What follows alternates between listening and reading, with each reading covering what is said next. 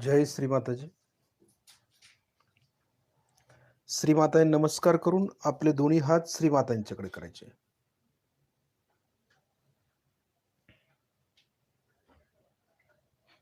आपण श्रीमातांना पाहायचं आहे आणि लक्ष दोन्ही हातांच्या बोटांच्या वरती ठेवूया.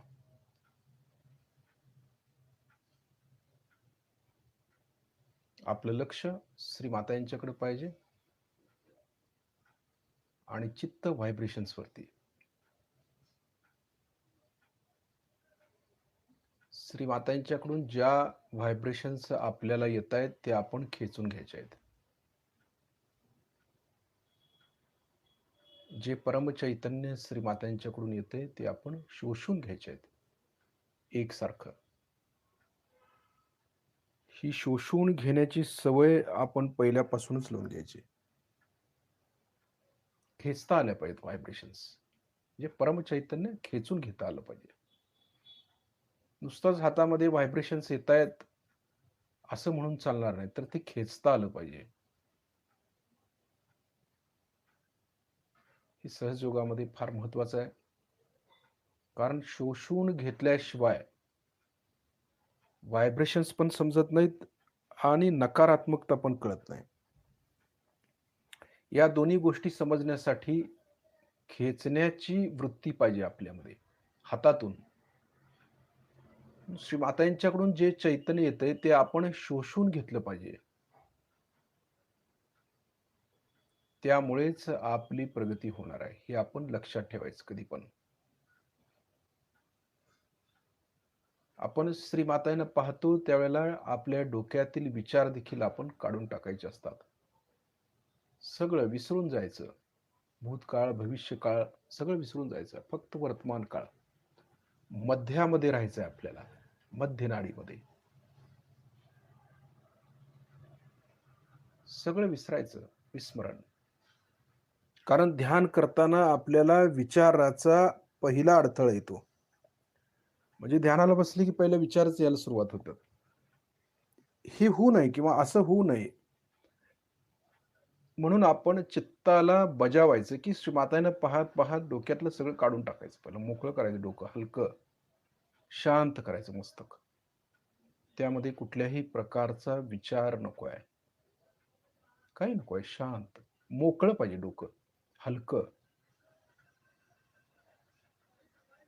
चित्र पण दिसली नाही पाहिजेत आपल्याला. इमॅजिन देखील आपण काही करायचं नाहीये. काही करायचं नाही. फक्त शांत बसून राहायचं आहे. हेच महत्वाचं आहे सहजयोगामध्ये. आपण शांत बसलो की बाकी सगळं कार्य श्रीमाताजी करून घेतात आपल्याकडून. फक्त आपण शांत बसायला शिकलं पाहिजे. तेच आपल्या हातून घडत नाही. कारण सहजयोगामध्ये करायचं काहीच नसतं. शांत बसलं की श्रीमाताजी जे परम चैतन्य आहे तेच सगळं कार्य घटित करतं. आपल्याला काहीच करावं लागत नाही. हे सहजयोगाचं वैशिष्ट्य आहे. आपण म्हणतो हे करावं लागेल, तमकं करावं लागेल. काही करावं लागत नाही. फक्त आपण त्या शक्तीशी जोडलं जाणं महत्वाचं आहे फक्त. चित्तानं आणि चैतन्यानं. फक्त जोडलं जायचं आहे. बाकी काहीही करायचं नाही आपण. फक्त श्रीमातांना पाहायचं आहे. आपण फक्त ध्यानाच्या वेळेला श्रीमातांना पाहतो कधी-कधी. तेही काही वेळेला जमत नाही आपल्याला. नुसताच बसतो आपण आणि व्हायब्रेशन्स घेतो. तर तशा व्हायब्रेशन्स आपल्याला जाणवणार नाहीत. श्रीमाताही समोर पाहिजेत. साकार स्वरूप काहीतरी ठेवायला पाहिजे ना. त्याशिवाय निराकारमध्ये कसं उतरणार? डायरेक्ट निराकारमध्ये आपण जाऊ शकत नाही आणि गेलो तर विचार आपल्याला भंडावून सोडतात. त्यामुळे साकारातूनच निराकारमध्ये उतरणं आवश्यक असतं. म्हणून श्रीमातांची जी प्रतिमा आहे तिच्याकडे आपण पाहणं आवश्यक असतं. ही प्रतिमा पूजेसाठी आपण वापरतो, योग्य आहे.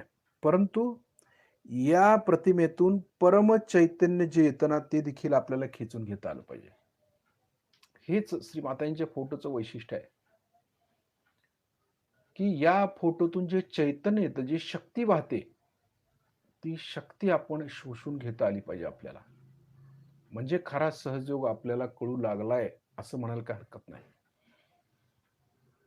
जर आपल्याला हे समजलं नाही, की श्री माताजी आपल्याला ताकद देतायत, शक्ती देतायत, तर आपल्याला सहयोग करून काहीच फायदा नाही.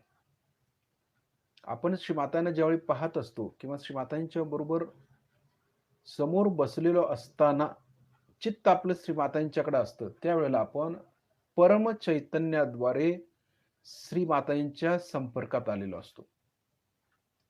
म्हणून श्रीमाताजी ज्यावेळेला साकारमध्ये होत्या, त्यावेळेला देखील आपण श्रीमातांच्याकडे पाहत होतो. परंतु नंतर आपण डोळे बंद करून लक्ष आपल्या कुंडलिनीवरती ठेवत होतो बघा. म्हणजे श्रीमाताजी आपल्यामध्ये कुंडलिनीच्या स्वरूपात आहेत, चैतन्याच्या स्वरूपात आहेत, व्हायब्रेशनच्या स्वरूपात आहेत. म्हणून श्रीमाताजी कायम सांगायचे, की व्हायब्रेशन्स महत्वाचे आहेत, चैतन्य महत्वाचं आहे, साकार नव्हे, निराकार, निर्गुण. त्याला आम्ही प्राप्त केलं पाहिजे. सहयोगाचा उद्देशच असा आहे, की आपण साकाराबरोबर निराकारामध्ये उतरणं आवश्यक आहे. जर आम्ही निराकारमध्ये श्रीमातांना प्राप्त करून नाही घेतलं, तर आपण सहयोग करून काहीही फायदा होणार नाही आपल्याला. कारण अजूनही आपण आकारामध्ये अडकलो असू, तर आपल्यामध्ये काहीतरी चुकतंय असा याचा अर्थ होतो. म्हणून आपण श्रीमातांच्या समोर बसून जे चैतन्य घेतोय ना, व्हायब्रेशन्स, त्याला काहीतरी महत्व आहे. म्हणजे श्रीमाताजी परम चैतन्याच्या स्वरूपात आहेत आणि त्या स्वरूपातच आपण श्रीमातांना स्वीकारायचं आहे. मगच आपली प्रगती होईल. श्रीमातांनी सांगितले, की मला भेटायचं असेल तर आपण शस्त्रारमध्ये भेटा. श्रीमातांचं वाक्य आहे. म्हणजे श्रीमातांचं स्थान शस्त्रारमध्ये, तसं श्रीमाताजी सर्व चक्रामध्ये आदिशक्ती आहे ना, चैतन्याच्या स्वरूपात आहेत. परंतु सहस्त्रार हे त्यांचं पीठ आहे. आणि यामध्ये आपण किती वेळ राहतो हे पण बघितलं पाहिजे. आमचं श्रीमातांच्यावरती खूप प्रेम आहे, सगळं आहे, भक्ती आहे. भजन म्हणतो आम्ही भक्तीनं. सगळं काही पूजन करतो, श्रीमातांचं सगळं काही करतो. परंतु हे करत असताना आम्ही श्रीमातांच्या जवळ किती आहोत हे बघणं आवश्यक आहे की नाही? मग श्रीमातांनी आपल्याला सांगितलेलं आहे, की मी शस्त्रारमध्ये आहे. मला तुम्ही शस्त्रारमध्ये भेटा.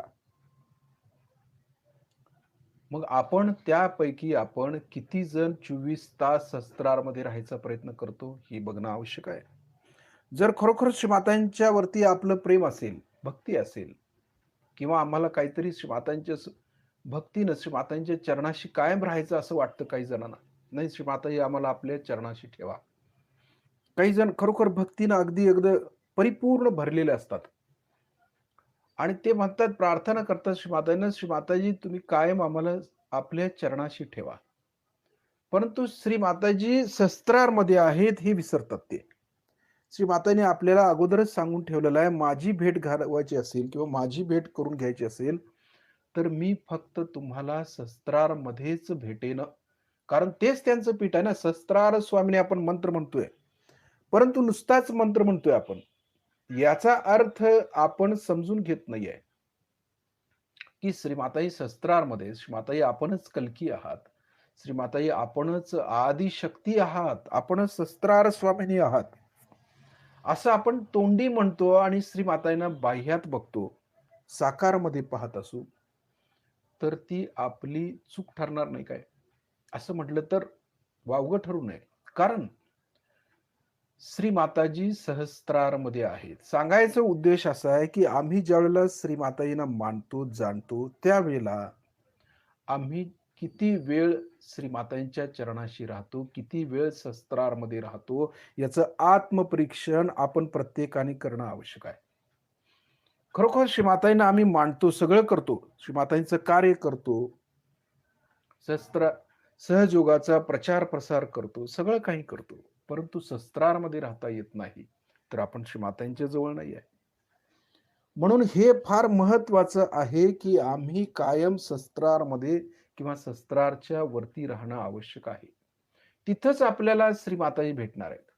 मग ह्या सर्व गुह्य गोष्टी समजल्यानंतर तरीही आपण जर शस्त्रारमध्ये राहायचा प्रयत्न करत नसू, तर ती आपली चूक ठरणार आहे. आम्ही अजूनही पूजेमध्ये अडकतो. अजूनही आम्ही साकार असलेल्या गोष्टीमध्ये अडकतो आणि निराकाराचं ज्यावेळी आम्ही पूजन करतो श्री मातांचं, त्यावेळेला आम्ही किती वेळ सहस्त्रारमध्ये राहतो हे बघणं आवश्यक आहे. कारण निराकाराचं पूजन करणं, आदिशक्तींचं पूजन करणं म्हणजे काही सोपी गोष्ट नाहीये. श्री मातांनी एके ठिकाणी सांगितलेलं आहे, की मला निराकारमध्ये तुम्ही प्राप्त केलं पाहिजे आणि निराकाराचं पूजन करणं सर्वात कठीण काम आहे, अवघड काम आहे ते. कारण आम्ही त्यावेळेला कायम सहस्त्रारमध्ये असणं आवश्यक आहे. म्हणजे हे कळलं पाहिजे, की हाताच्या बोटावरती व्हायब्रेशन्स कायम वाहतायत. सहस्त्रारमधून 24 तास व्हायब्रेशन्स वाहतायत. तिकडं आपलं लक्ष असणं आवश्यक असतं. निराकार पूजेचा अर्थ असा आहे, की आम्ही कायम त्या चैतन्याच्या संपर्कात असणं आवश्यक आहे. केवळ पूजा करून आम्ही मोकळं होतो आणि लक्ष मात्र आमचं प्रपंचामध्ये आहे, भौतिक गोष्टीमध्ये आहे, सत्तेमध्ये आहे, पैशामध्ये आहे, इतर गोष्टीमध्ये आहे. तर आम्ही त्या पूजेला काहीही अर्थ प्राप्त होत नाही आमच्या. कारण हे पूजन करणंच मोठं गांभीर्याचं आहे. गांभीर्यानं करणं आवश्यक आहे. त्याचा आपण काय अर्थ घेतलाय माहिती नाही. परंतु हे पूजन करत असताना त्याचं गांभीर्य लक्षात घेऊन आपण ते चैतन्य आपल्या आतमध्ये खेचून घेतलं पाहिजे. आणि कायम आपण शस्त्रामध्ये श्रीमातांच्या संपर्कात असायला पाहिजे. तर या पूजेला अर्थ आहे. नाहीतर ती तरी पूजा करून काय फायदा आहे आपला? तशी कुठलीच पूजा करून आपल्याला काही फायदा होत नाही. जोपर्यंत आम्ही कायम शस्त्रामध्ये राहणार नाही आणि कायम चैतन्याच्या संपर्कात राहणार नसू, तर कुठल्याही पूजेला आणि कुठल्याही गोष्टीला आपल्या कार्य करण्याला देखील अर्थ नाहीये. कारण हे करत असताना आम्ही सहजयोगामध्ये ज्यावेळेला आम्हाला आत्मसाक्षात्कार झालेला असतो, त्यावेळी आम्ही आत्म्याजवळ किती आहे, श्रीमातांच्या जवळ किती आहे, हे बघणं आवश्यक आहे. आम्हाला दुसऱ्याचीच काळजी जास्त वाटते. नाही त्याला जागृती दिली पाहिजे, याला जागृती दिली पाहिजे, यांना चैतन्याची जाणीव झाली पाहिजे. पण स्वतःचं काय? हेही बघणं आवश्यक आहे. जर ही वेळ निघून गेली यावेळेला, तर आपण त्या मायेमध्येच अडकू ना अजूनही. हे लक्षात घेतलं पाहिजे, की श्रीमाताईंचं ही एक माया पण आहे किंवा श्रीमाता सहजयोग ही एक कला आहे श्रीमातांची. आणि या कलेमध्ये आपण हे करत असताना आपली देखील प्रगती होणं आवश्यक आहे यामध्ये. हे कार्य करत असताना आपण हे लक्षात घेतलं पाहिजे, की दुसऱ्यांच्या बरोबर आमची देखील प्रगती होते की नाही होते हे बघायला पाहिजेल आहे. ज्यावेळी आम्ही बाह्यात बघतो, बाह्यात सहयोग वाढवतो किंवा बाह्यात आपलं लक्ष असतं, त्यावेळेला आमच्या आतमध्ये देखील प्रकाश पडलेला आहे की नाही? आम्ही शस्त्रामध्ये किती वेळ राहू शकतो? आम्ही आत्म्याच्या जवळ किती वेळ राहतो? याचं आत्मपरीक्षण करणं आवश्यक आहे. जर आम्ही आत्मपरीक्षण करत नसू, तर दोष आपण सहयोगाला देऊन उपयोग नाही आहे. कारण काही जणांचं असं मत आहे, की मी सहयोगाचं एवढं कार्य करतो, एवढी वर्ष कार्य करतो, तरी देखील मला आजार आहेत किंवा मला अजून नीट सहयोग समजलेला नाही. याचं कारणच असं आहे, की आम्ही ज्यावेळेला बाह्यात सहयोग पसरवतो, बाह्यात ज्यावेळी कार्य करतो, त्यावेळेला आमच्याकडे लक्ष नसतं. आमच्या आत्म्याकडे लक्ष नसतं. म्हणून श्री माताजींनी सांगितलेले एक शब्द आपण लक्षात घेतला पाहिजे. की श्री मातांनी सांगितलेलं आपल्याला, की कायम आपण आत्म्याजवळ पाहिजे. मी शस्त्रारमध्ये आहे, शस्त्रारमध्येच मला तुम्ही भेटलं पाहिजे, असं श्रीमातांनी का सांगितलंय? याचं कारण असं आहे, की आपण कायम शस्त्रारमध्ये राहावं. श्रीमातांच्या चरणाशी राहावं. म्हणून आपण त्या दृष्टीने प्रयत्न करणं गरजेचं आहे. आम्ही सहजयोगाचं सगळं कार्य करायचं आहे, काही हरकत नाही. परंतु चित्त शस्त्रारमध्ये आहे का? आमचं लक्ष आत्म्याकडे आहे का? हे बघून आम्ही सहजयोगाचं कार्य करणं आवश्यक आहे. तरच आपली आणि दुसऱ्याची दोघांची पण प्रगती होणार आहे. नाहीतर यामध्ये असं होणार आहे, की लक्ष पण बाह्यात जाणार आहे, तेवढ्यापुरता आपल्याला आनंद मिळणार आहे आणि आम्ही जे मिळवायचं आहे ते राहूनच जाणार आहे. असं यामध्ये होता कामा नये. म्हणून संतुलनामध्ये राहण्यासाठी आमचं लक्ष कायम आमच्या आत्म्याकडे पाहिजे आणि शस्त्रामध्ये असणं अत्यंत आवश्यक आहे. हे प्रत्येक साधकाने लक्षात घेतलं पाहिजे आणि त्याप्रमाणेच सहयोगाचं कार्य केलं पाहिजे.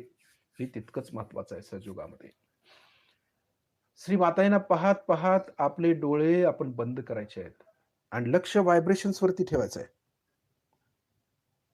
बघा, आता श्री माताजींच्याकडून जे चैतन्य येतंय, ते आम्ही हाताच्या बोटातून जे आतमध्ये नसा आहेत, त्या नसामधून हे चैतन्य खेचून घेतोय. वर-वर नाही आहे, कातडीवरती नाही आहे. काही जण गार वर जाणवतं, बरं वाटतं. ठीक, ओके, व्हायब्रेशन्स आले असं वाटतं. परंतु या बोटाच्या आतमध्ये ज्या नसा आहेत ना, त्या नसामधून आपण खेचून घ्यायचं आहे. हे महत्वाचं आहे त्यातलं. आणि हे कळणं आवश्यक आहे. कारण दाही बोटातून चैतन्य आतमध्ये आल्याचं आपल्याला जाणवणं आवश्यक आहे. म्हणजेच व्हायब्रेशन्स आपल्याला समजतील.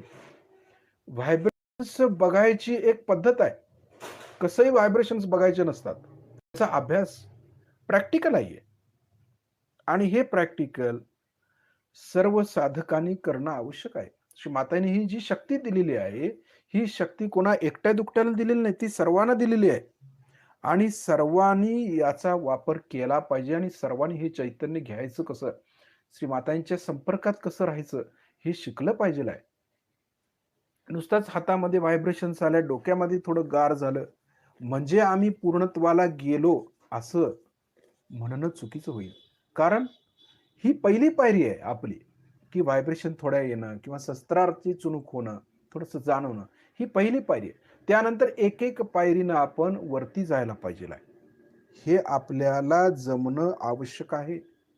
म्हणून हे शिकलं पाहिजे, की आम्ही हाताच्या बोटातून चैतन्य कसं येतं हे समजलं पाहिजे आम्हाला, की मातांच्याकडून व्हायब्रेशन्स येतायत, गार येतायत.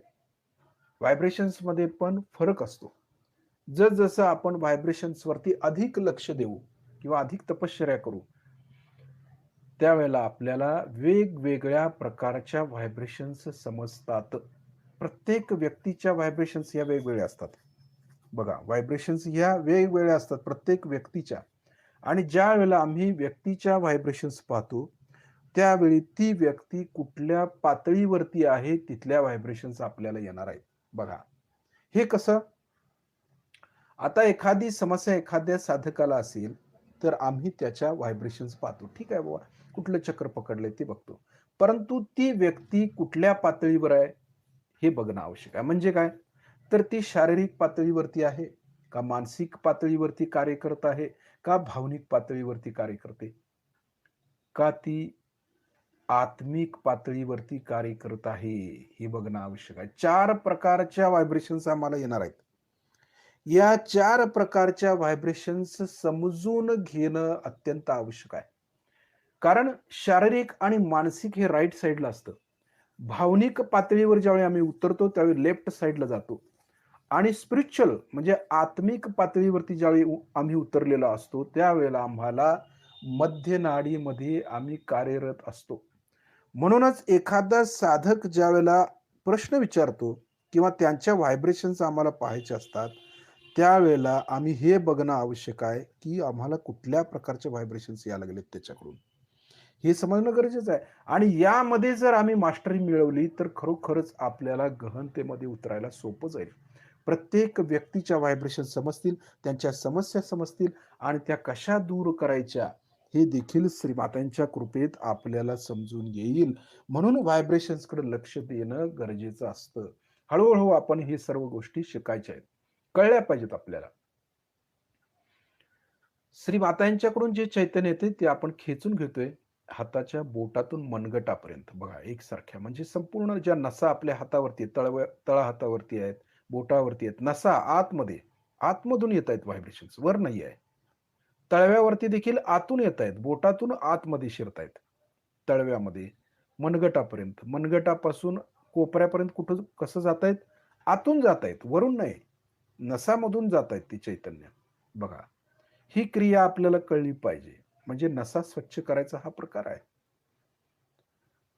कारण आपल्या शरीरामध्ये जेवढ्या नसा आहेत, त्या सर्व नसांच्या पर्यंत आपल्याला पोहोचायचं असतं. म्हणून व्हायब्रेशन्स खेचून घ्यायचे असतात.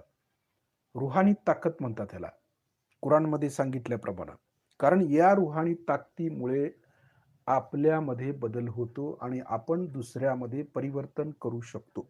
म्हणून हे चैतन्य आपण खेचून घेतोय. आता आपला डावा हात बरोबर कुंडलिनी समोर धरायचा आहे आणि उजव्या हातानं आपली कुंडलिनी आपण वरती चढवायची आहे. हातामध्ये व्हायब्रेशन्स आहेत.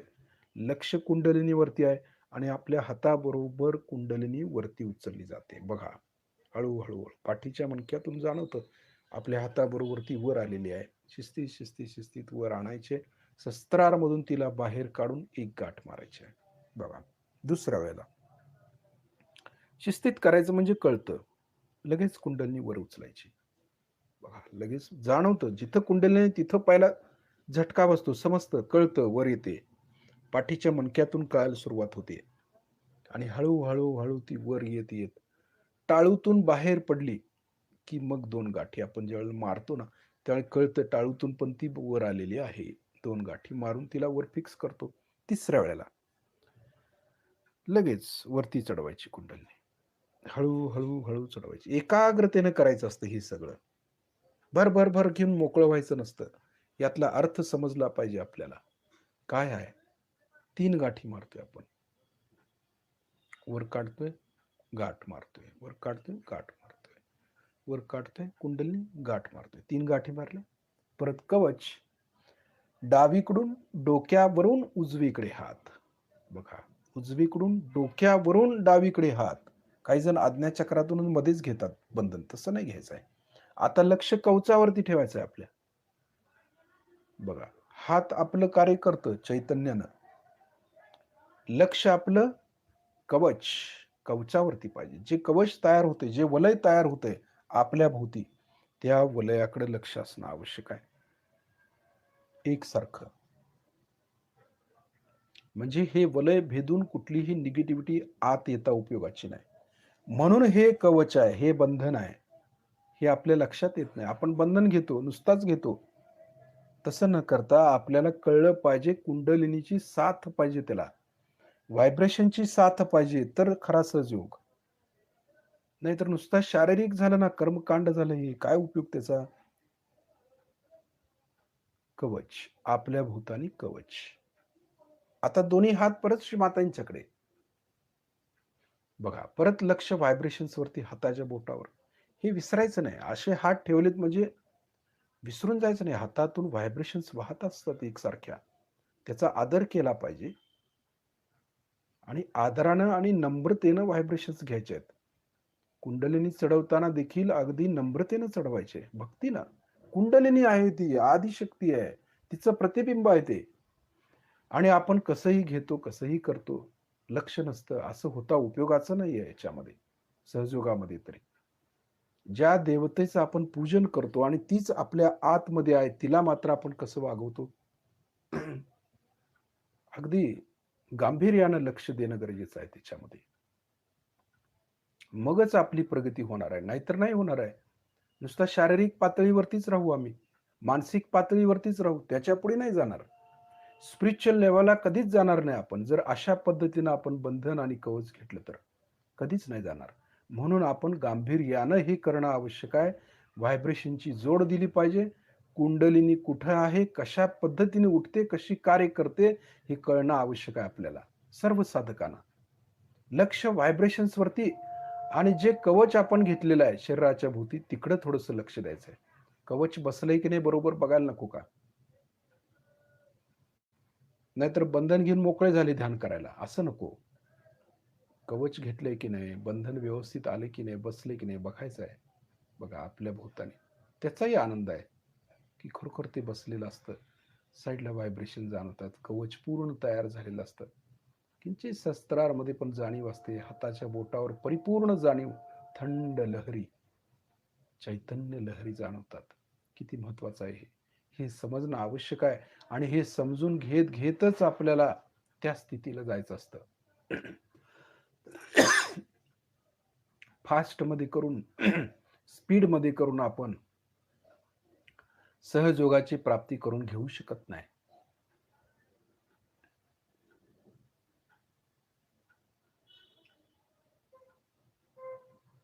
आता आपला उजवा हात हृदयावरती ठेवूया. कारण आपल्या आत्म्याकडे लक्ष जायला पाहिजे. गेलेलंच आहे तरी देखील आपण देऊया. आपला उजवा हात हृदयावरती ठेवून म्हणूया, श्री माताजी आपल्या परमकृपेत मी शुद्ध आत्मा आहे, पवित्र आत्मा आहे. निर्मळ आत्मा आहे. मी हे मन, बुद्धी, शरीर, अहंकार काहीच नाही आहे. कारण ह्या गोष्टी नष्ट होणार आहेत. राहतो काय? आत्मा, तो मी आहे. म्हणून आपण म्हणतोय, की श्री माताजी आपल्या परमकृपेत मी शुद्ध आत्मा आहे. त्यावेळी बरोबर हे लक्षात आलं पाहिजे, की हे शरीर नष्ट होणार आहे. हे मन नष्ट होणार आहे. ही जे काही अहंकार आहे, जे काही दिसतंय आपल्याला डोळ्याने, ते सगळं नष्ट होणार आहे. राहणार आहे ते फक्त चैतन्य रूपी आत्मा. त्याला कोणी नष्ट करू शकत नाही. जे आपल्या हातातून वाहतं, जे आपल्या शरीरामध्ये आहे, जे आपल्या हृदयामध्ये आहे, जे शस्त्राच्या वर जातंय, तो आत्मा म्हणजे मी आहे. म्हणजे हे खरं आहे श्रीकृष्णांनी सांगितलेलं. कारण आत्म्याला कोणी भिजवू शकत नाही, त्याला जाळू शकत नाही. वारा त्याला उडवू शकत नाही. हे सगळे गुण जे आहेत किंवा ही जी काही लक्षणं सांगितलीत आत्म्याची, ती आमच्यामध्ये तंतोतंत जुळतात हे कळलं पाहिजे. म्हणजे मी आत्मा आहे. तो मी चैतन्य रूपी आत्मा तो मी आहे. हे कळणं आवश्यक आहे. म्हणजे हे शरीर वेगळं आणि आत्मा वेगळं कळणं गरजेचं आहे. स्थूल शरीर कळतं, आम्ही बसलोय आता मांडी घालून, ठीक आहे. हात ठेवलेला आहे हृदयावर, कळतं. परंतु या शरीराच्या आतमध्ये जो सूक्ष्म देह आहे, तो देह म्हणजे मी आहे, चैतन्याचा. म्हणजे काय? जे आपल्या शरीरामध्ये चैतन्य आहे, हातामध्ये आहे, पायामध्ये आहे, ते सगळं एकत्र करून आम्ही हृदयामध्ये आणतो. म्हणजे त्यालाही हात, पाय, डोकं सगळं आहे. आणि तो सूक्ष्म देह मी हृदयामध्ये आहे. तो मी आत्मा आहे. याच्या मागचा अर्थ असा आहे. आणि तो समजून घेणं आणि तो समजून घेऊन ती धारणा करणं हे महत्वाचं आहे त्यातलं. नुसताच हात ठेवून आपण म्हणायचं नाही मी आत्मा आहे. तर त्याप्रमाणे आम्ही होणं आवश्यक आहे. शरीर वेगळं, हे स्थूल शरीर आणि सूक्ष्म देह म्हणजे तो आत्मा मी आहे. तो मी आहे. शिवोहम, शिवोहम. तो मी आत्मा आहे. त्याच परब्रह्माचा मी अंश आहे. मी दुसरं तिसरं काही नाही. त्याच परब्रह्माचा अंश आहे. हे समजणं आवश्यक आहे आपल्याला. म्हणून चैतन्य जाणवतं ना आम्हाला. जर आम्ही आत्मा नसतो, तर आम्हाला चैतन्य जाणवलं नसतं. शस्त्रारमधून पण आम्हाला जाणवलं नसतं, जोडलो गेलो नसतो. कारण आत्मा असल्यामुळं हे सर्व गोष्टी घटित होत असतात. हे कळणं आवश्यक आहे. त्यानंतर आपल्या उजव्या हाताचा तळवा आपल्या डोक्याच्या टाळूवर दाबून धरायचं. मान थोडी खाली झुकवूया. हात दाबून शिस्तीत फिरवूया. आता ज्या ठिकाणी आपण हात फिरवतोय, त्या ठिकाणी लक्ष केंद्रित करूया. शिस्तीत लक्ष द्यायचं आहे आपल्याला. हे फार महत्वाचं आहे. हे प्रायमरी स्टेपचं जरी असलं, तरी हे अगदी गांभीर्यानं करणं आवश्यक आहे. तरच पुढची पायरी गाठता येते. ह्या पायरीवरनं डायरेक्ट उडी मारता येत नाही. ही पहिली पायरी आहे, दुसरी पायरी, तिसरी पायरी असं करत वर जायचं असतं.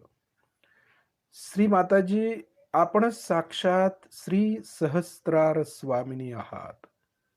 कृपा करून आमच्या सहस्त्रदल कमलामध्ये विराजित व्हा. बघा, श्री मातांना आपण आवाहन करतोय, की सहस्त्रार स्वामिनी आहेत श्री माताजी. कृपा करून आमच्या सहस्त्रार चक्रामध्ये विराजित व्हा.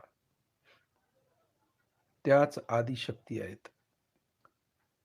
श्री माताजी, आपण साक्षात श्री आदिशक्ती आहात. कृपा करून आमच्या सहस्त्रार चक्रामध्ये विराजमान व्हा. आवाहन करतोय देवीला भक्तिपूर्वक, श्रद्धेनं, नम्रतेनं. तरच देवी येते ना. नुसतं करायचं म्हणून आवाहन करतोय, तर देवी येत नाही त्याच्यामध्ये. कर्मकांड झालं फक्त. तिची साथ मिळायला पाहिजे ना, कुंडलिनीची साथ मिळायला पाहिजे. किती महत्वाचं आहे ते. हात वरती उचलूया. शस्त्रापासून वरती 7-8 इंच. थोडासा वर, खाली, मागे, पुढे गोल फिरवून बघूया. टाळूतून आपल्याला चैतन्याची जाणीव होते का? थंड किंवा गरम?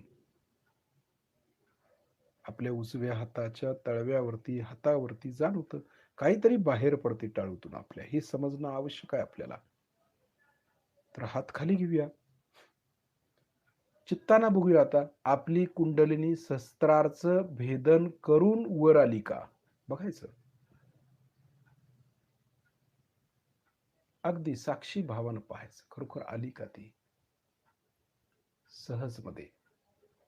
ती वर आली तर व्हायब्रेशन्स मध्ये बदल घडतो, हृदयामध्ये थंड जाणवतं, बऱ्याच गोष्टी घटित होत असतात. ती वरती आली म्हणजेच फार मोठी घटना घडली आपल्या बाबतीत. किती महत्वाचं आहे. आणि ही स्थिती आपण कायम 24 तास मिळवणं आवश्यक आहे. 24 तास शस्त्राच्या वरती राहणं आवश्यक आहे. आणि हीच तपश्चर्या आपल्याला करायची असते. काही जणांना वाटतं काय करायचं दिवसभर नुसतं लक्ष ठेवायचं. तसं नाही आहे, ते सोपं नाही काम. परंतु ही तपश्चर्या आपण कायम करणं गरजेचं आहे. म्हणजे सहजयोगामध्ये येऊन आम्ही काय मिळवलं असा प्रश्न आहे आपल्यापुढे. आम्ही इतकी वर्ष ध्यानधारणा करतो, पण 1 तास देखील आम्हाला शस्त्राच्या वर राहता येत नसेल तर आम्ही सहजयोगामध्ये येऊन काय मिळवलं? आत्मपरीक्षण करायला पाहिजे. काय चुकतंय माझ्यामध्ये? काय दोष आहे माझ्यामध्ये? का नाही दोष माझ्यातली जात? का नाही माझी चक्र स्वच्छ होत? का नाही मी मीठ पाण्यात बसत? का नाही मी ट्रीटमेंट घेत? हे बघणं आवश्यक आहे ना. याला आत्मपरीक्षण म्हटलेलं आहे. श्री माताजी काय म्हणतात, एकाच वाक्यात, एकाच शब्दात सांगितले, आत्मपरीक्षण करा. तर ते अशा पद्धतीने आत्मपरीक्षण केलं पाहिजे. का नाही होते? का नाही मी कायम श्री मातांच्या चरणाशी राहत? शस्त्राच्या वर का नाही राहत? हे बघणं आवश्यक आहे. आणि इथून पुढे आपण कायम शस्त्राच्या वरती राहणं आवश्यक आहे. हे फार महत्वाचं आहे. कारण कुठलेही चक्र जरी पकडलं असलं तरी ते ठीक करून शस्त्राच्या वर कसं राहता येईल हे बघणं आवश्यक आहे. जर आपण नाही राहिलात शस्त्राच्या वर तर सहजोग कशी जबाबदारी घेणार आपली? घेणार नाही. कारण आपलं आरोग्य आपण ठीक ठेवलं पाहिजे आहे. कायम कुंडलिनी शस्त्राच्या वर राहिली पाहिजे. तरच आपलं कल्याण होणार आहे. आपलं आरोग्य चांगलं राहणार आहे. निरोगी होणार आहे आपण. चक्र पकडत असतील तर घाबरण्याचं काही कारण नाही. आपण ते स्वच्छ करून शस्त्रावरती यावं. का नाही आम्ही स्वच्छता करत? का नाही आम्ही असं त्यामध्ये तप करत? आम्ही त्यासाठी का नाही वेळ देत? दिला पाहिजे. प्रपंच करायला वेळ आहे आपल्याला. बाकीच्या सर्व उपद्व्याप करण्यासाठी आपल्याला वेळ मिळतो. आणि सहजयोग करण्यासाठी जर वेळ मिळत नसेल तर आम्ही गहनतेत जाऊ शकत नाही. किंवा सहजयोगावरती तर का आपण दबाव टाकायचा मग? सहजयोगाने हा प्रश्न सुटला पाहिजे, श्रीमाताने ही समस्या सोडवली पाहिजे. कशासाठी? आपण किती वेळ शस्त्रार्चेवर राहू शकतो? आत्मपरीक्षण करून बघायचं, मग समस्या विचारायची आपली. मग कळतं श्रीमातांच्यावरती आपली किती भक्ती आहे. एवढ्या हक्कानं आम्ही श्रीमातांच्या वरती सगळं बोलतो की नाही श्रीमाता ही समस्या सोडवा, श्रीमाता ती समस्या सोडवा. आणि आम्ही किती श्रीमातांच्या जवळ आहे, किती शस्त्रावर राहतो, हे बघायला नको? हे पण महत्वाचं आहे. म्हणून ज्या वेळेला आम्ही ह्या गोष्टी करत असतो त्यावेळेला आम्ही शस्त्राच्या वर राहिलो तर आपल्याला कुठल्याही प्रकारची समस्याच राहत नाही. कारण श्रीमातांच्या जवळ तुम्ही बसता त्यामुळे कशाला समस्या येतात जवळ आपल्या? काही येत नाही. समस्या जरी आल्या तरी खाली ते खेळत असतात. आपण बघतो वरून. खाली समस्या खेळते बाबा, चाललेला आहे खेळ त्याचा. ही जी दृष्टी आहे, ही दृष्टी शस्त्राच्या वर आल्यानंतरच कळते. श्री मातांच्या चरणाजवळ आल्यावरच कळतं. तोपर्यंत नाही समजत. ही समजणं आवश्यक आहे. लक्ष शस्त्राच्या वर आहे आपलं. बघा.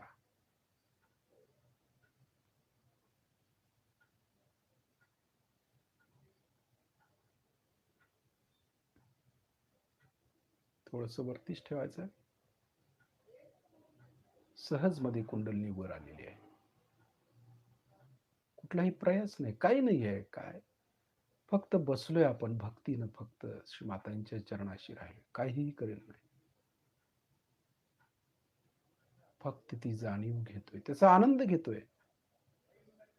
आनंद, निरानंद हे महत्वाचं आहे सहजयुगात. की त्याचा आनंद मिळायला पाहिजे, त्याचं समाधान मिळायला पाहिजे. की कुंडलिनी शस्त्रार्थ भेदन करून वर आली की त्याचं समाधान, तृप्ती, आनंद, शांती सगळं मिळायला चालू होतं. मग म्हणून चालत नाही, बोलून चालत नाही, होतं ते. श्री माताजीने म्हणावं लागत नाही, श्री माताजी आम्हाला आता समाधान द्या, शांती द्या, तृप्ती द्या, म्हणावं लागत नाही. दिलेलंच आहे ना. फक्त त्या ठिकाणी पोहोचायचा अवकाश आहे, सगळं मिळतं. हे म्हणून होत नाही, तर हे करावं लागतं. प्रॅक्टिकल आहे हे. थिअरी नाही आहे याच्यामध्ये सहजयोगामध्ये. व्हायब्रेशन्स अशा येतील, व्हायब्रेशन तशा येतील, मग वर येईल, त्यानंतर गरम होईल, थोडं गार होईल. नाही, थिअरी नाही ती. काही कळणार नाही साधकांना. प्रत्यक्ष प्रॅक्टिकल जोपर्यंत आम्ही करत नाही ना, तोपर्यंत काहीही समजत नाही. हे फार महत्वाचं असतं सहजयोगामध्ये. म्हणून सहजयोग शिकावा. स्वतःचा स्वतः गुरु ज्यावेळी होतो ना आम्ही, त्यावेळेला कळतं की व्हायब्रेशन्स म्हणजे काय चीज असतात त्या. म्हणजे काय, तर आम्ही स्वतः स्वतःला गायडन्स करतो, बघतो, दुसऱ्यावरती कार्य करतो, स्वतःला त्रास झाला तरी घेतो, परत आणि दुसऱ्याला ठीक करतो, स्वतः धडपडतो, तयार होतो आणि असं करत करत आम्ही चालायला शिकतो.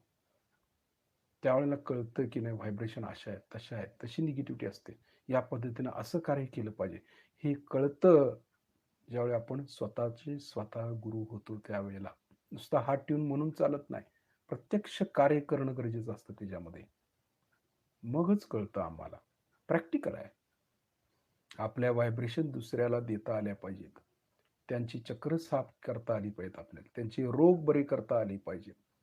ही स्वतःच्या हाताने करून मग व्हायब्रेशन्स म्हणजे काय कळतं. तोपर्यंत नाही समजणार.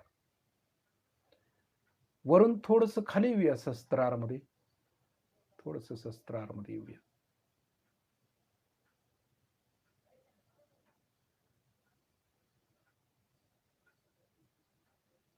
ब्रह्मरंध्र.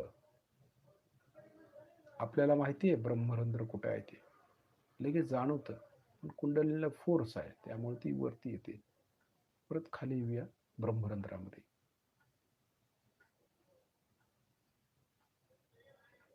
व्हायब्रेशन्सला देखील फोर्स असतो काही वेळेला. ती प्रसन्न असतात. श्री माताजी प्रसन्न असतात. देवी देवता प्रसन्न असले ना, व्हायब्रेशन्स खूप जाणवतात. आणि कुंडलिनीला देखील असा फोर्स येतो की खाली येऊ वाटत नाही, मग सतत वर राहते ती. म्हणजे असा एक प्रकार आहे सहजयोगामध्ये की जो आनंद मिळतो त्याच्याने आपल्याला. देवी प्रसन्न कशी राहील हे आपल्याला कळलं तर आपण खाली येत नाही, 24 तास वर राहतो. तिला प्रसन्न करता आलं पाहिजे. ती कला आहे, ती जमली पाहिजे आपल्याला.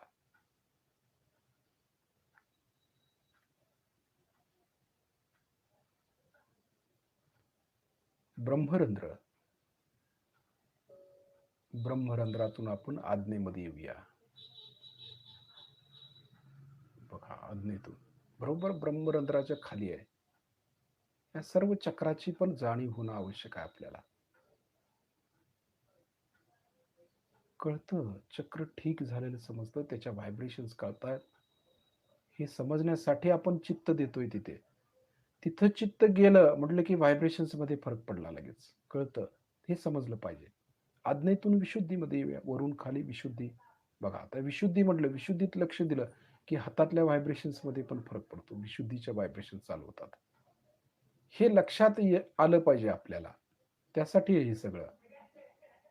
चित्त कुठे जातं, लगेच व्हायब्रेशन्स वरती येणार. आले का आलाच पाहिजे हातावरती, बोटावरती कळलं पाहिजे की बाबा चित्त या ठिकाणी चाललंय, तिकडं चाललेलं आहे, हलतंय चित्त, मध्यात नाही, हे कळतं. म्हणून व्हायब्रेशन्स वरती लक्ष पाहिजे. विशुद्धीतून अनाहत मध्ये येऊया. वरून खाली अनाहत. हे चक्र आपलं प्लावित व्हावं यासाठी पण, आणि व्हायब्रेशन्स ही समजाव्यात यासाठी आपण येतोय खाली. कारण आपण एकाच मार्गाने प्रगती नाही करत, चहूबाजूने आपली प्रगती झाली पाहिजे. सगळं कळलं पाहिजे. ज्ञान श्री माताजी जे देत आहेत ना, ते सगळं ज्ञान आपल्याला समजणं आवश्यक आहे. एकमार्गी नाही, चहूबाजूनी समजलं पाहिजे. कुंडलिनी कशी आहे, काय आहे, व्हायब्रेशन्स काय आहेत, कशा प्रकारे निगेटिव्हिटी येते, कशा प्रकारे चक्र ठीक होतात, हे सगळं कळलं पाहिजे आपल्याला. अनाहतमधून खाली नाभीमध्ये, वरून खाली नाभीमध्ये लक्ष.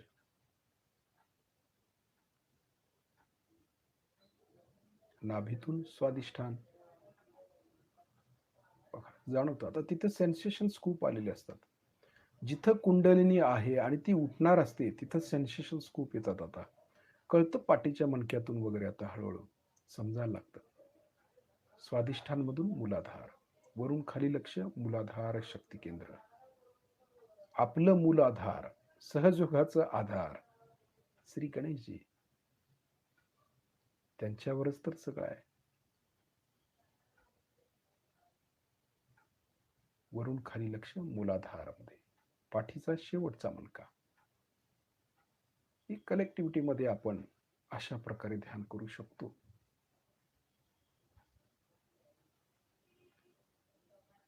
कारण त्या चक्राची जाणीव होणं अत्यंत आवश्यक आहे. त्या चक्राचे गुण, जी देवता आहे तिचे गुण आमच्यामध्ये उतरणं आवश्यक असतं. म्हणून आपण या सर्व गोष्टी करतो. लक्ष मूलाधार शक्ती केंद्रावरती. बघूया थोडा वेळ खरोखर आमची प्रगती झाली का नाही झालेली आहे. गणेश आमच्यावरती प्रसन्न आहेत की नाही आहेत. श्री माताजी, आपण साक्षात श्री गणेशजी आहात. कृपा करून श्री गणेश स्वरूपात आमच्या मूलाधार शक्ती केंद्रावरती जागृत व्हा. बघा, आवाहन केलेलं आपण देवाला. श्री मातेनं गणेश स्वरूपात या असं आवाहन केलेलं आहे. व्हायब्रेशन्स वरती पण लक्ष पाहिजे. जर श्री गणेश स्वरूपात आमच्या मूलाधार शक्ती केंद्रावरती आला असाल तर आम्हाला परम चैतन्याद्वारे, सुगंधाद्वारे त्याची जाणीव करून द्या. साधं सोपं प्रार्थना.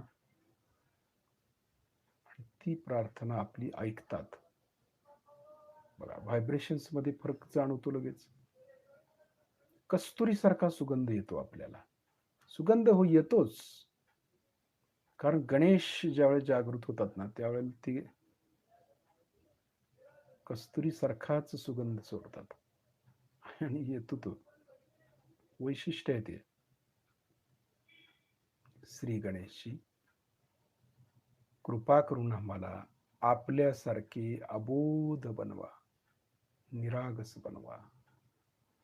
श्री गणेशजी, कृपा करून आम्हाला शारीरिक संतुलन द्या, मानसिक संतुलन द्या.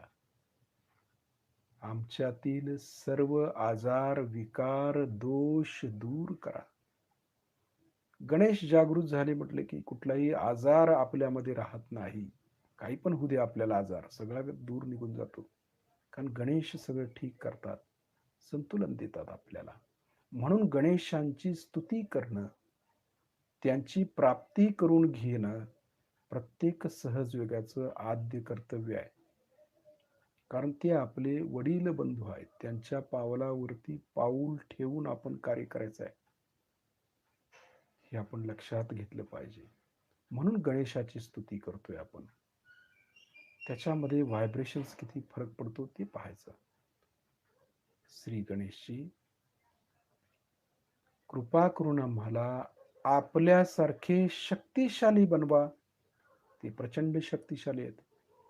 त्यांच्यासारखं थोडं तरी आम्हाला मिळू द्या, शक्ती मिळू द्या. त्यांनी आईला प्राप्त करून घेतलं तसं आम्हाला देखील ती प्राप्ती व्हावी, म्हणून आपण श्री गणेशांना प्रार्थना करतोय. त्यांनी कशी श्री मातांची प्राप्ती करून घेतली. अगदी आज्ञाधारक नम्रता त्यांच्यामध्ये होती. कारण त्यांच्या आईला पण गणेशाशिवाय जमत नाही आणि गणेशाला देखील त्यांच्या आईशिवाय करमत नाही. अशी स्थिती आपली पण झाली पाहिजे. तेव्हा कुठे आपण जरा शस्त्राच्या वरती जाऊ शकू, थोड्या व्हायब्रेशन्स कळतील आपल्याला. ही स्थिती आहे, ही भक्तीची परिसीमा म्हणायची त्याला.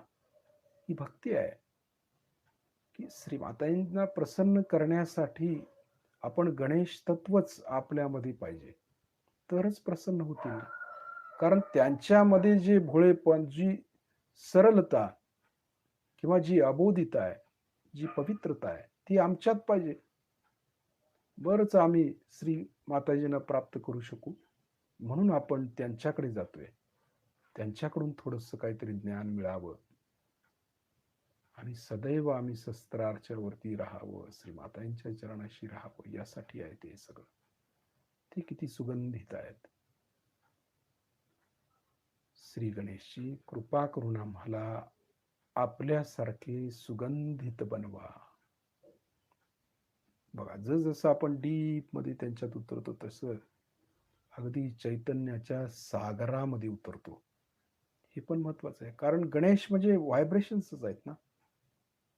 परमचैतन्य म्हणजे काय? श्री गणेश.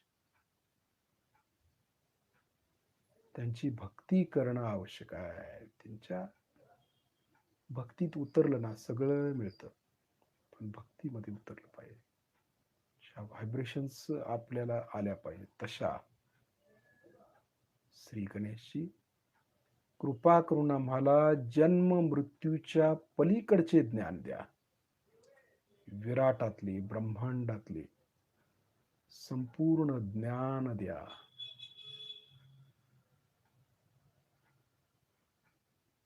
एकरूपता, श्री गणेशांशी एकरूप झालं ना की आपण श्रीमातांच्या चरणाशी सहज जाऊ शकतो. तेच घेऊन जातात आपल्याला, आपण काय जातोय तेव्हा.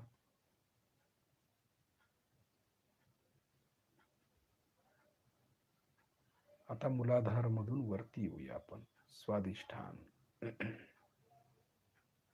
बघा, तिथे हालचाल आपल्याला जास्त जाणवेल आता. स्वादिष्ठान मधून नाभी. बघा, वर वर वर ब्रह्म नाडीतून वर येतोय.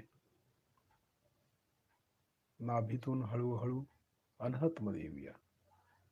शिस्तीत यायचं, म्हणजे कळतं, जाणवतं. जाणीव होणे महत्वाचं आहे. प्रत्येक देवी देवतांना भेटून आपण वर येतोय. किती पवित्रता पाहिजे आपल्यात. म्हणून गणेशांच्याकडे जातो आपण सुरुवातीला, कारण श्री गणेश आपल्याला पवित्र करतात, निर्मळ करतात, स्वच्छ करतात, धुवून पुसून स्वच्छ करतात आपल्याला. आणि मग आम्ही प्रत्येक देवी देवतांना भेटतो, श्रीमातांच्या चरणाशी राहू शकतो. नाहीतर असं कसं ती जाऊन देतील आम्हाला आईच्या चरणाशी? आमच्यामध्ये अपवित्रता आहे. आम्ही सत्ता लोलूप आहोत. पैशाचं आपल्या डोक्यात विचार आहे, प्रपंचाचा विचार आहे, तर ते आपल्या आईच्या चरणाशी ठेवू शकत नाहीत, लगेच खाली ओढतात. त्यांना नाही चालत असलं. म्हणून ती पवित्रता येण्यासाठी त्यांना प्रसन्न करून मग त्यांच्या बरोबर वर यायचं. नाभीतून अनाहत मध्ये. म्हणजे सहयोग असा आहे, देवी देवतांशी संबंधित आहे, शरीराशी नाही, स्पिरिच्युअल लेवलचा आहे. अनहत मधून विशुद्धी. बघा, विशुद्धीतून आज्ञा, शिस्तीत यायचं. आज्ञेतून सहस्त्रार, मग श्रीमातांच्या चरणाशी आलो. तिथून मग आपण सदाशिवांच्या जवळ जायचं असतं वर. श्रीमातांची परमिशन घेऊन मग वर जायचं. बघा, प्रोटोकॉल आहे, दैवी प्रोटोकॉल आहेत हे सगळे. आपण एका झटक्यात वर जायचा प्रयत्न केला आणि तेवढ्याच झटक्यात खाली पडतो. शिस्तीत जायचं असतं. हळूहळू शस्त्रार मधून वर येतोय आपण. वर वर वर जायचं सदाशिवांच्या जवळ. त्या स्थितीला प्राप्त करायचं. वरती वरती वरती आकाश तत्वापर्यंत. उच्च स्थिती म्हणतो त्याला, उंची. ध्यानाची उंची गाठायची म्हणजे काय? उच्च स्थितीला जायचं. देह भान हरपून आपण त्या शक्तीशी जोडलं जायचं. बघा, स्थिर.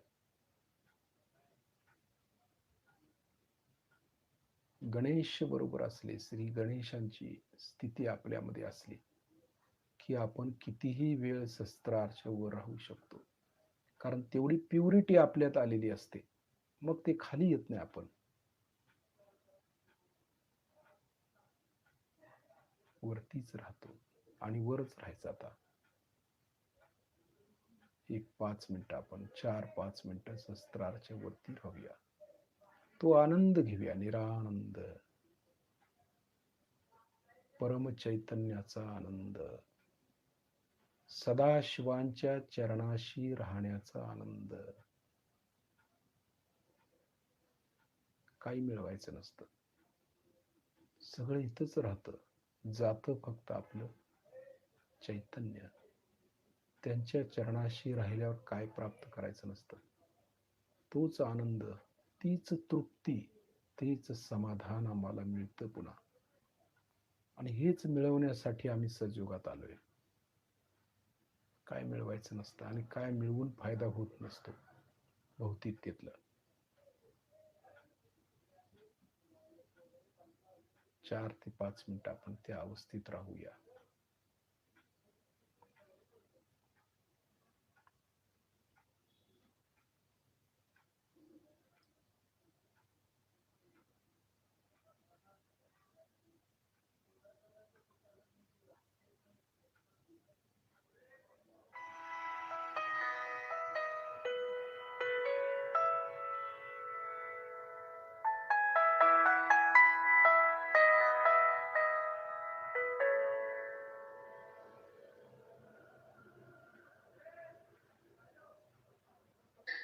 जो अभी इतने बैठे नहीं है सहयोग में, वो धीरे धीरे बैठे, लेकिन सबको यही कोशिश करनी चाहिए कि हमारा हित का है।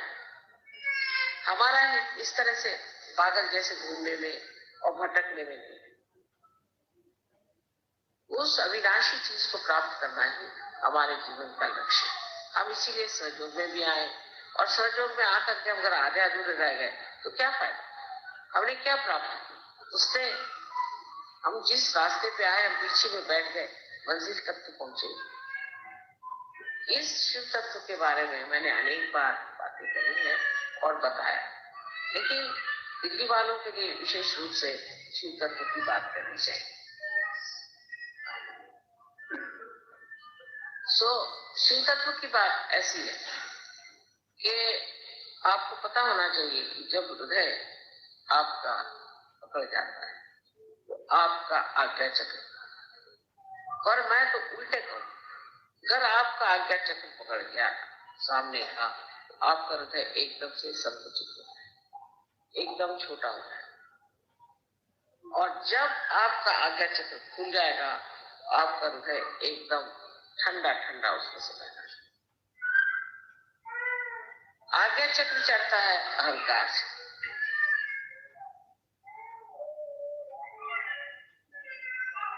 क्योंकि आप इस राजधानी में रहते हैं और सब घोड़े पे सवार लोग हैं। आप भी सोचते हैं बच्चों को जरा, पता नहीं क्यों बच्चे रो रहे हैं, इनको देखना चाहिए, जो बच्चे रो रहे हैं उनको देखना चाहिए।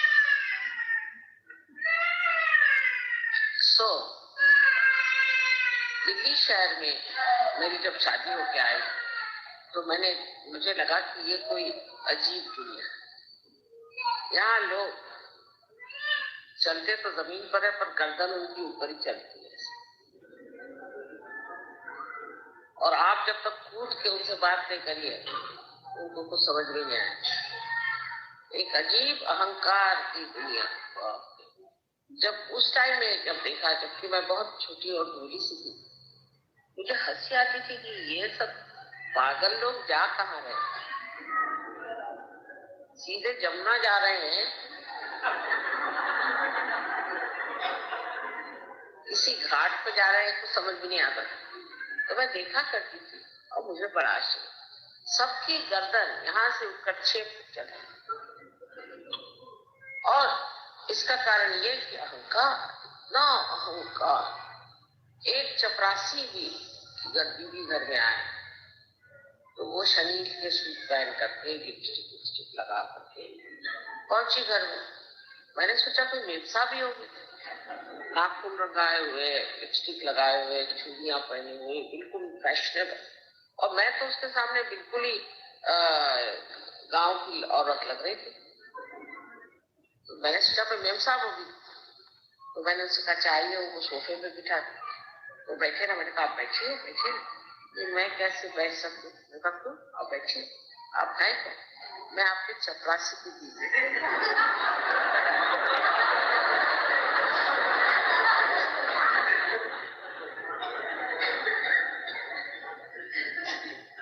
तो मैंने कहा कोई ऐसे बैठ जाइए अब आप।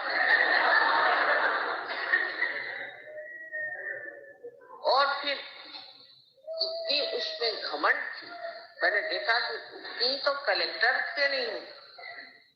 तो मैंने कहा जब इनका ये हाल है तो कलेक्टर की भी क्या होगी।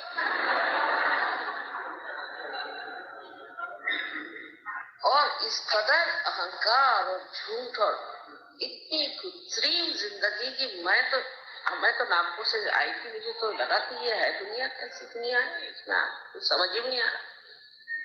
अजीब अजीब से अनुभव आने लगे। जैसे वायुपति आए तो वो शास्त्री जी के साथ थे। समझ ऐसा दुनिया में तो बड़ी भारी नौकरी, मुझे तो समझ में नहीं आता इसमें क्या बड़ा भारत बना। तो एक हमारी सहेली हमें मिली, वो हमारे कॉलेज में पढ़ती थी, वो तो हमसे बात ही नहीं करे। तो मैंने कहा कि नमस्ते नमस्ते, तू कहाँ रहती है? तो तब हमें एक मीना बाग में एक जगह मिली। पहले मीना बाग में रहती है, गणपति क्या करते हैं? अरे कुछ करते ही है, सरकारी नौकरी है, ऐसा भी क्या तो आफ्टर ऑल ये मीना बाग में तुम रहती है, किससे शादी कर ली थी?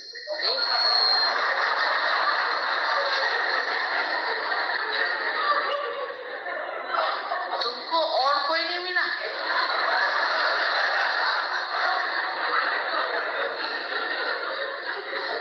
मैं कभी, मेरे पति तो बहुत अच्छे आदमी है, बहुत अच्छे। अरे उसको क्या चाटना है, तुम क्या मीना बाग में रहते? मैंने सोचा कि इसको सारी दुनिया में कौन कहाँ रहता है, किसकी क्या पोजीशन है, उसको सब पाठ क्या कहाँ रहते हो? तो तुम कहाँ रहती? कल मैं तो वहां रहती हूँ राउजा में। मैं कहा वो कहाँ? वो पुल के पास। तो दूर होगा ना जरा यहाँ से। अरे तो क्या मेरे पास पेपर है, उसमें क्या है, कहीं भी हो, ऐसे तो शान से मेरा पति तो ये है, मेरा पति। पहले तो मेरी यही नहीं समझ में आता था कि एडिशनल, अंडर, ये सारे प्रीपोजिशंस का क्या मतलब है। मेरे हस्बैंड से मैं पूछती थी कि एडिशनल और अंडर में क्या फर्क है। वो कहने लगे वैसे तो तुम्हारे पास बहुत ज्यादा अकल है, लेकिन तुम 3 पत्ती नहीं खेल सकती, इसमें तुम्हें याद नहीं रहता कौन सी चीज हायर लोअर है, और ये तुम्हें ब्यूरोक्रेसी याद ही नहीं है। तो मैंने कहा साहब मुझे समझ में नहीं आता है कि सारे प्रीपोजिशंस हैं, उसमें ऊपर नीचे क्या होता। पर जो भी हो, तो वो बहुत मुझसे बिल्कुल बात खड़ी हुई कि ये तो कोई लड़की दीजिए कि क्या जो भी सोचा हो पता नहीं। तो मैंने उनसे ये कहा कि भाई ठीक है, मैं मीना बाग में रहती हूँ, इतने नाराज होने की कोई बात नहीं है, जो सरकार ने हमें जगह दी हम रहते। तो कहने लगे कि इतने में मेरे पति आए। तब तो भाई यहाँ तो सब लोग नमस्कार कुर्सी को करते हैं चाहे जो भी, तो वो आते ही साथ सब नमस्ते नमस्ते नमस्ते नमस्ते, तो ये भी नमस्ते करने लगे। तो उससे कहने लगे तुमने तो नमस्ते क्या, वो तो मेरे पति है ना, उनको क्या नमस्ते कर? ये तुम्हारे पति है, फिर तुम मीना बाग में क्यों रहती?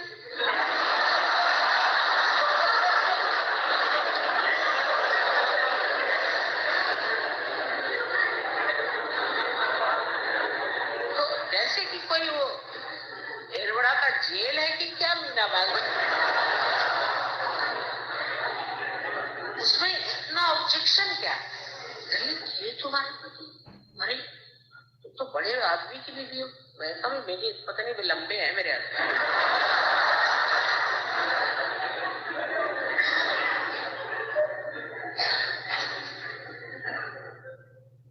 तो कहने तुम तो मेरी गंवार, तुमको तो वो फलानी जगह में कोठी मांगनी चाहिए। मैंने कहा काहे के लिए? तो कहने वाह इतने बड़े आदमी हैं, तो क्या तुमको बड़ी कोठी नहीं चाहिए? तो भाई मुझे तो छोटा ही घर अच्छा लगता है, तो सफाई वफाई करे मुश्किल जाती है। तो कहने का तुम्हारे घर में नौकर नहीं? मैंने कहा है, पर उसको बहुत ज्यादा काम पड़ेगा ना, तो बेहतर है छोटा ही घर अच्छा है। इस कदर यहाँ पर आर्टिफिशियलिटी, ऊपरी तरह से बात, ऊपरी तरह का काम। उसके बाद तो वो समझ लीजिए उन्होंने मुझे रोज एक फोन करती थी, मैं तो परेशान। मैंने कहा इसको क्या होगा भाई, अभी तो ये मीना बाग से घबराती थी और वो रोज ही आने के लिए बैठी मीना बाग, समझ में नहीं आता। इस तरह की ये चीजें मैंने जब देखी तो मैंने सोचा यहाँ के लोगों का दिमाग क्या हो जाएगा? अगर समझ लीजिए कोई बिल्ली से आप कह रहे कि आप घोड़ा है, तो वो घोड़ा राह एक तरफ, वो बिल्ली क्या हो जाएगी ये बता दीजिए।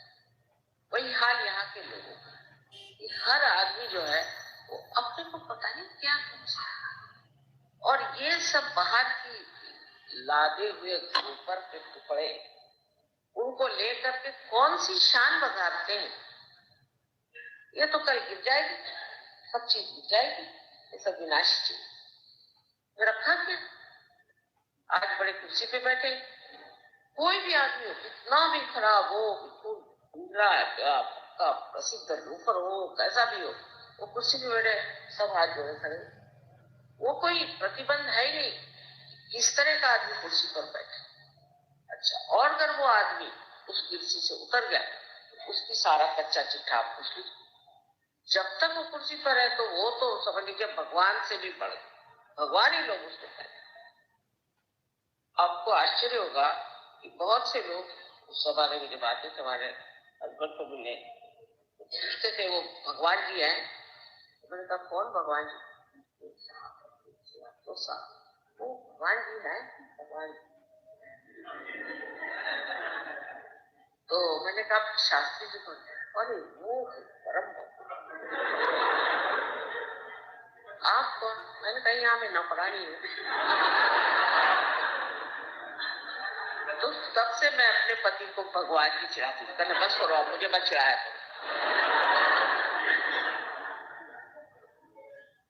इस कदर का घमंड, इस कदर का जोर, इस कदर की जबरदस्ती, और उसमें एक औरतों में जो एक विशेष रूप से एक विचार आता है कि मुझे तो यही नहीं पता था कि मेरे पति कहाँ क्या उनकी पोजीशन है। और उन लोगों को तो सारी इससे भी लिस्ट मालूम, उनका नंबर इतना तो उसका नंबर उतना तो उसका ये। मैंने कहा ये क्या घोड़े की लिस्ट बना रहे हो? ये किस लिए तुम इस तरह की बातें कर? और उन लोगों की बातें मुझसे समझ ही में मेरे आती नहीं थी, क्योंकि बैठे बैठे डिस्कशन करती रहती थी, इसको ये प्रमोशन मिला, उसको वो प्रमोशन। अच्छी भली पढ़ी लिखी औरतें, एजुकेटेड, हम लोगों के साथ पढ़ी लिखी औरतें, सीमेंट सीमेंट जो भी लगा उसका महात्म्य नहीं है, लेकिन इसके अंदर बसे हुए मेरे बच्चों का महात्म्य है। इन्होंने अपनी मेहनत से प्यार से इसे बनाया, और हर चीज इसकी वाइब्रेट करे। आगे लोग मेरा फोटो न मिले तो इसी के बाहर बैठ करके वाइब्रेशन से। तो ये आपके ऊपर निर्भर है। जब आप इसके अंदर आए, याद रखें कि आप अपने शिव तत्व को जागरूक करने आ रहे हैं, शिव तत्व को पाने आ रहे हैं, उसी को जानने आ रहे हैं। और जिस आदमी में शिव तत्व होता है वो आनंदमय है, हंसता खेलता है। जिन लोग सीरियस होते हैं उनको रोज चाहिए अपने मुंह पे 2 थप्पड़ मार, क्योंकि मैं जब देखती हूँ तो मेरा ही मन करता है कि 2 थप्पड़ इनको। जब आपके अंदर शिव तत्व जागृत हो गया तो आप इतनी मनहूस शक्ल बना के क्यों आए? और सवेरे से माफ करो माफ करो, भाई काय के माफ करो? सवेरे से चलता है माफ करो माफ करो माफ करो। मैंने कहा देखो फिर से मत कहना माफ करो, नहीं तो एक लगाऊंगी। क्योंकि बात यह है कि हम लोग को शिव तत्व को प्राप्त है और हमारे अंदर आनंद की ऊर्मियां उठ रही है। हम सीरियस कैसे हो सकते हैं? कोई हमारे घर में कोई मातम हो रहा है कि कोई मर गया? और ये भी एक बीमारी उत्तर हिंदुस्तान में, खासकर आदमी लोग जब उनके बीवी के साथ होते हैं तो देख लेना चाहिए, वो ऐसा मुंह लटका लेते जैसे स्मशान ही चले जाते।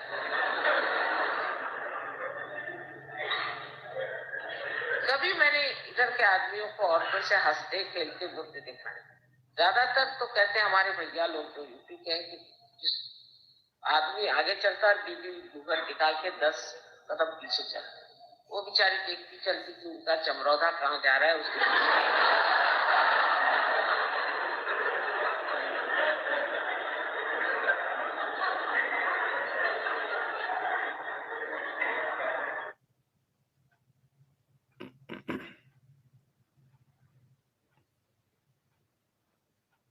तर हळूहळू आपले डोळे आपण उघडायचे आहेत.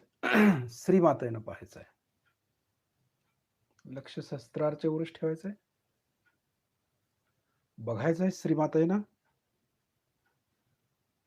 आणि व्हायब्रेशन्स वरती लक्ष.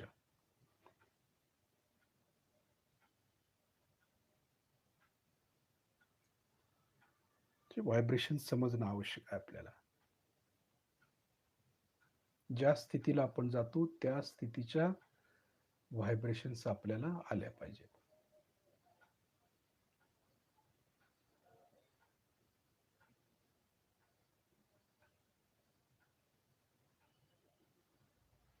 श्री माताजींना नमस्कार करूया, त्यांचे आभार मानूया. श्री माताजी, आपल्या चरणाशी कोटी कोटी प्रणाम, कोटी कोटी प्रणाम. शिस्तीत शिस्तीत पुन्हा एकदा आपण बंधन घेऊया. डावा हात कुंडलनी पुढे, उजव्या हातानं कुंडलनी वरती चढवायची, शिस्तीत चढवायची. लक्ष कुंडलिनी वरती, हाताबरोबर ती वर आली पाहिजे. एक गाठ मारायची. सर्वांचं एकाच वेळेला व्हावं म्हणून ते शिस्तीत करायचं, म्हणजे आणखी जास्त जाणीव होते. रिदम म्हणतो, शिवांचा रिदम असतो ना, 2 गाठी.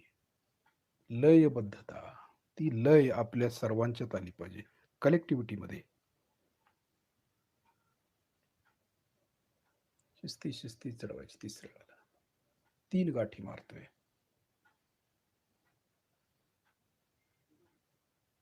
त्यानंतर कवच, डावीकडून डोक्यावरून उजवीकडे हात, उजवीकडून डोक्यावरून डावीकडे हात. लक्ष कवचावरती ठेवायचं. आता हातावरती लक्ष द्यायचं नाही, कवचावरती. म्हणजे जे कवच तयार होते आपल्या भोवतानी तिकडं लक्ष असणं आवश्यक आहे. म्हणजे आपलं रक्षण होईल, संरक्षण मिळेल. शिव कवच, देवी कवच, हे कवच आपल्यावरती असणं आवश्यक आहे. आणि या कवचामध्ये आपण सुरक्षित राहायचं आहे. म्हणून कायम शस्त्राच्या वरती राहण्याचा प्रयत्न करायचा आहे आपण श्रीमातांच्या जवळ. दिवसभर लक्ष आपलं शस्त्राच्या वरती ठेवायचं आहे.